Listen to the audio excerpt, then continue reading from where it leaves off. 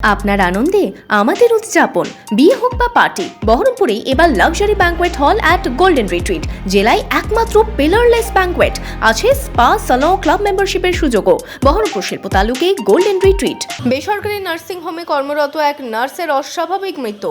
ঘটনাটি ঘটেছে শনিবার রাতে। পরিবার সূত্রে জানা যায়, বহরমপুরের একটি বেসরকারি নার্সিং হোমে কাজ করতেন বছর 33-এর ঝুমা সিং।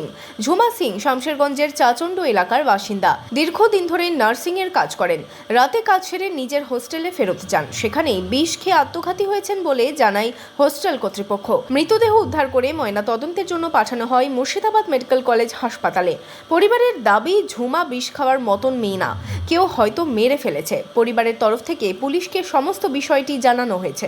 আমরা গতকাল রাত্রে 8:26 নার্সিংহোম কর্তৃপক্ষ ফোন করে জানায় যে তোমার বোন মারা গেছে, তোমরা তাড়াতাড়ি এসো। আমরা রাত্রি 10:30টার সময় এসে দেখি সেই মারাই যাওয়া দেখেছি।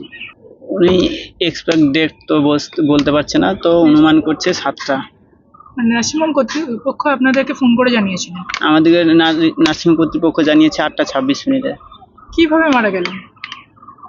এখনো অনুমান করা যাচ্ছে না কিভাবে মারা গেছে। ডাক্তারবাবু বা নার্সিং কর্তৃপক্ষ কি জানিয়েছেন? নার্সিং কর্তৃপক্ষ জানিয়েছে যে বিষ খেয়েছে, বিষ খেয়েছেন।